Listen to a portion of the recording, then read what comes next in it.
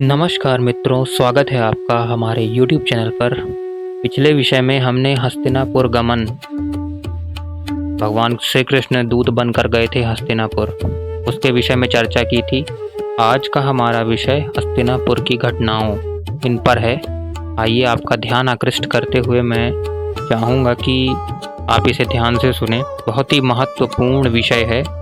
इसे सुनने के पश्चात एक नई भूमिका जो हम अंत में आपको बताएंगे, अवश्य सुने।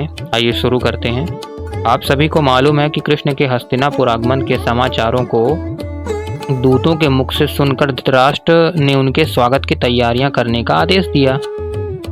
उन्होंने कहा कि मधुसूदन कृष्ण हम लोगों के सब प्रकार से माननीय एवं पूज्यार्ह हैं। ठीक है, पूज्यार्ह यानी कि पूजनीय। धृतराष्ट्र के इस वचन का भीष्म आदि सभी ने अनुसरण या अनुमोदन किया और कहा कि कृष्ण का सत्कार हमारा प्रमुख कर्तव्य है।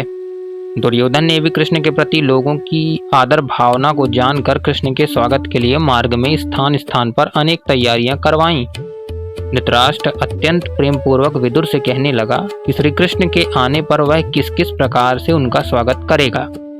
उसने बड़े आडंबर पूर्ण शब्दों में इसका वर्णन किया, परंतु विदुर चतुर थे। वे समझ गए कि यह सब कृष्ण को फुसलाने की चालें हैं। अतः उसने स्पष्ट रूप से धृतराष्ट्र से कह दिया कि कृष्ण तुम्हारी इन बातों में आने वाले नहीं हैं। उन्हें थोथे आडंबर और दिखावे के आदर सत्कार की आवश्यकता नहीं है। यदि सचमुच ही तुम्हारे हृदय में कृष्ण के लिए सम्मान का भाव है तो तुम वही यत्न करो जिससे कृष्ण अपने उद्देश्य में सफल हों। कृष्ण की यही इच्छा है कि कौरवों और पांडवों के बीच संधि हो, इसलिए तुम्हें कृष्ण की इस इच्छा को पूरा करना चाहिए। दुर्योधन धूर्त था, वह समझता था कि युद्ध तो रुकेगा नहीं, इसलिए उसने कहा कि कृष्ण पूजनीय अवश्य हैं, परंतु अभी युद्ध का समय उपस्थित होने के कारण उनको उपहार आदि भेंट में नहीं दिए जा सकते। इस प्रकार धृतराष्ट्र की स्वागत संबंधी योजनाओं पर उसने खुद ही पानी फेरा। यद्यपि कुछ समय पूर्व वह स्वयं इसके लिए तैयार हो गया था। भीष्म पितामह को दुर्योधन की इस क्षुद्र वृत्ति पर बड़ा क्रोध आया और उन्होंने कहा, तुम चाहे कृष्ण का सत्कार करो या ना करो, उनका अपमान तो हरगिज नहीं हो सकेगा। तुम्हारी भलाई इसी में है कि कृष्ण जो कुछ कहें उसे पूरा करने का प्रयत्न करो। अब दुर्योधन ने अपना वास्तविक रूप दिखलाया। उसने कहा, मैं कृष्ण को कैद कर लूंगा। ऐसा करने से संपूर्ण यादव और पांडव मेरे वश में हो जाएंगे, क्योंकि कृष्ण के बिना उनका एक क्षण भी काम नहीं चलेगा। दुर्योधन की इसी दुष्टता को देखकर धृतराष्ट्र ने उसे फटकार कर और भीष्म तो नाराज होकर सभा से उठकर ही चले गए। प्रातःकाल होते ही श्री कृष्ण ने हस्तिनापुर नगर में प्रवेश किया। दुर्योधन के अतिरिक्त सभी कौरव तथा भीष्म, द्रोण, कृपाचार्य आदि ने नगर की प्राचीर तक आकर उनका स्वागत किया।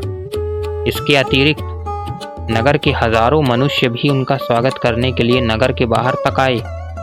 बड़े भावपूर्ण वातावरण में उनका स्वागत हुआ और स्वागत यात्रा नगर के प्रमुख राजपथों से होती हुई कौरवों की राजसभा तक आकर समाप्त हुई। सभा में श्री कृष्ण ने धृतराष्ट्र तथा अन्य उपस्थित कौरव पक्ष के लोगों से भेंट की और प्रारंभिक कुशल प्रश्न पूछने के अनंतर विश्राम के लिए पूर्व नियोजित निवास स्थान विदुर के घर चले गए। पांडवों की माता कुंती भी विदुर के घर हस्तिनापुर में ही रहती थीं, क्योंकि वनवास के लिए प्रस्थान करते समय पांडव उसे वहीं छोड़ गए थे।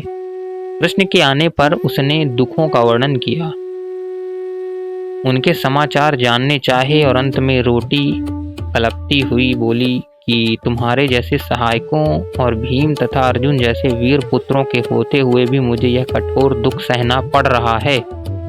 यही आश्चर्य की बात है।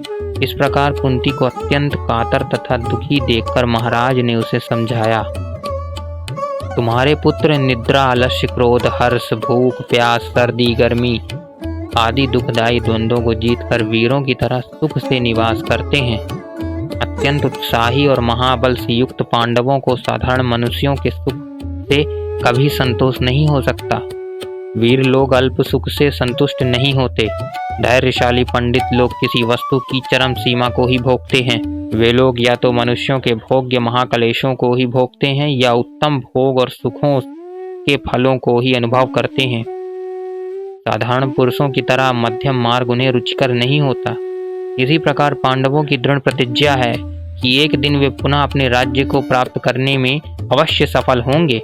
यह उनका दृढ़ विश्वास है। कुंती को कृष्ण के इन वचनों से पर्याप्त सांत्वना मिली और उसने पुनः कृष्ण से पांडवों की भरसक सहायता करने के लिए कहा। कुंती से विदा होकर कृष्ण सभा भवन की ओर चले।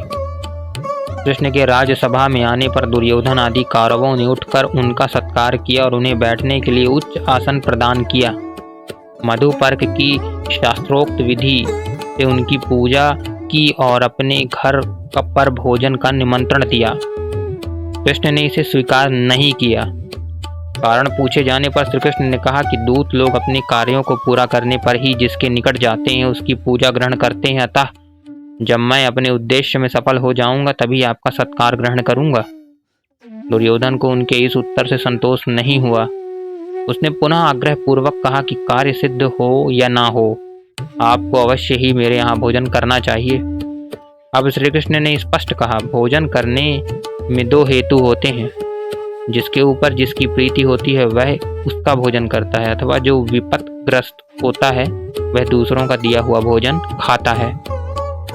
परंतु आपने मेरी प्रीति का कोई कार्य नहीं किया और मैं आपत्तिग्रस्त भी नहीं हूँ, अतः आपका भोजन कैसे ग्रहण करूँगा। ये है कृष्ण की नीतियाँ। आप सभी सुनिए आगे। और यद्यपि भोजन का निमंत्रण एक साधारण सी बात थी, किंतु कृष्ण का प्रत्येक व्यवहार धर्म और नीति से युक्त होता था। अतः उन्होंने दुर्योधन को सीधा और सच्चा उत्तर दे दिया। स्पष्ट बात कहने में कोई संकोच नहीं किया। उन्होंने निमंत्रण वाली बात को इस प्रकार समाप्त कर वे विदुर के घर आ गए। रात को पुनः कृष्ण और विदुर की बातचीत हुई। विदुर ने महाराज से कहा कि दुर्योधन जैसे कपटी, धूर्त और क्षुद्राशय व्यक्ति से यह आशा रखना कि वह संधि कर लेगा दुराशा मात्र है। उसने दुर्योधन की इस आंतरिक अभिलाषा से भी कृष्ण को अवगत कराया कि वह पांडवों को उनका स्वत्व बिल्कुल नहीं देना चाहता। अतः आपका सारा परिश्रम अरण्य रोदन या बधिर के सन्मुख गीत गाने के तुल्य निष्फल जाएगा। कृष्ण ने इसका जो उत्तर दिया उससे एक बार और स्पष्ट हो गया कि वे युद्ध विरोधी और शांति के इच्छुक थे। उन्होंने कहा, मैं दुर्योधन की नीचता को जानता हूँ, परंतु फिर भी आज कौरव मंडली में संधि प्रस्ताव को लेकर उपस्थित हुआ हूँ। इसका एक विशेष कारण है। जो पुरुष हाथी, घोड़े, रथ आदि से युक्त इस पृथ्वी को मृत्यु के मुख से बचा सकेगा वह अवश्य ही धर्म का कार्य करेगा। मनुष्य अपनी शक्ति के अनुसार कोई धर्म के कार्य का अनुष्ठान कर उसे पूरा न कर सके तो भी वह उसे उस पुण्य का फल प्राप्त कराता है। जो मेरे इन प्रयत्नों को निस्वार्थ भाव से देखें वे इनकी प्रशंसा करेंगे अवश्य। कौरवों की दुर्भावना की तो मुझे रत्ती भर भी चिंता नहीं है। मेरे क्रुद्ध होने पर जैसे सिंह के समक्ष साधारण पशु खड़ा नहीं रह सकता, उसी प्रकार ये सब कौरव भी मेरे सन्मुख नहीं टिक सकेंगे। ये थे कृष्ण के पराक्रम की बात। योगेश्वर श्री कृष्ण भगवान शांति दूत अवश्य थे और वो बन के गए थे, और उनका उनकी यही कोशिश थी कि वो शांति करवाएं। महाभारत का युद्ध कृष्ण के मत्थे मढ़ना सबसे बड़ी मूर्खता होगी। इसके विपरीत यह कहना चाहिए कि महाभारत युद्ध के विपरीत शांति चाहने वाले, प्रथम उद्घोष करने वाले शांति का योगेश्वर श्री कृष्ण भगवान ही थे।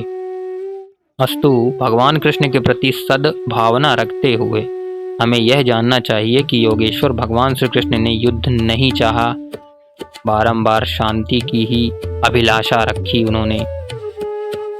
अस्तु, आज के इस विषय को हम यहीं विराम देंगे। कल हस्तिनापुर की सभा का निर्णय आपके समक्ष रखेंगे। उपस्थित अवश्य होइएगा और सत्य को जानने के बाद श्री कृष्ण के जीवन को पढ़ने के लिए रुचि बनाइए। बहुत ही अद्भुत जीवन जिया उन्होंने और मानवता का सूत्र सिखा गए हैं हम सबको। धन्यवाद आपका।